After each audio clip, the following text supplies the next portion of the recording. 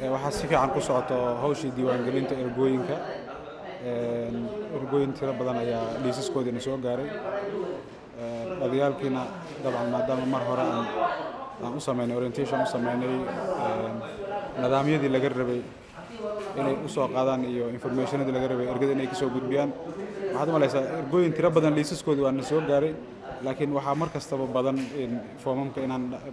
dib u haajino oo qolada registration iyagoo ka shaqeynaya inay ka hubiyaan liistiga ergooyinka inay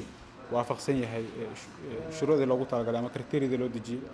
tusaale ahaan boqolkiiba 30 inay gabdho yihiin 16 ka mid ah oo 51 kasta boqolkiiba 10 ama 10 qofood oo dhalinyaro inay ku jiraan 51 qofood oo ergada isugu jirto in laga hubiyo iyo compositionka kale 25 kale ergada inuu dhammaan mujtamaca qaybihiisa kala gedsan inuu ku jiro in laga hubiyo marka hawsha meesha ka socota waa hawshaas maanta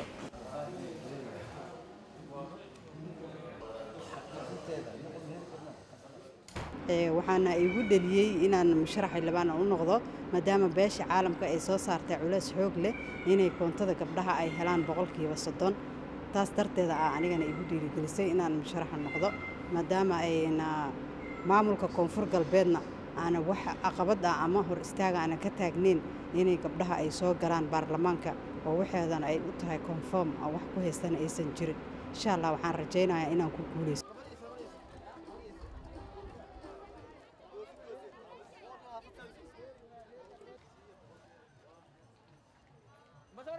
waxaan maanta joogaa Baydhabo waxaana ku jira campaign-ka oo xildhibaannimada waxaan la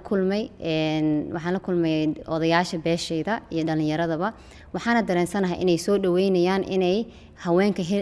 ka qaataan door weyn ii sheegeen baarlamaanka iyo dawladda ii sheegay siyaasadda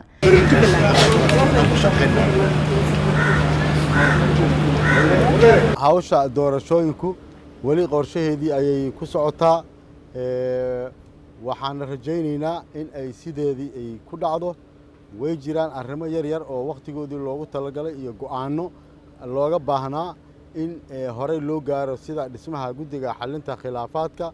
sida in ciidamo la geeyo goobaha qaarkood oo ay ka mid tahay cadaado oo amisom in la geeyo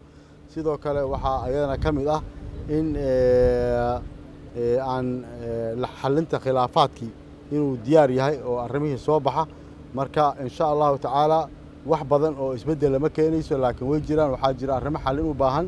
oo ay la xiriirto sida Somaliland oo arintoodu ay maaragtay xayar yani wali u diyaar garoobeen doorashooyinka waxa kamid ah iyadana in go'aan laga gaaro halka lagu qabanayo doorashooyinka Hiiraan iyo Shabeellaha Dhexe arrimahaas arrimo farsamo weeye oo qaarkood go'aano siyaasadeed u baahan waana lagu howl jiraa gudaheeda wayna soo dhamaan doontaa laakiin inta badan howlaha oo kaleeto sidoodii ayay weli noogu socdaan. As we don't need those interviews.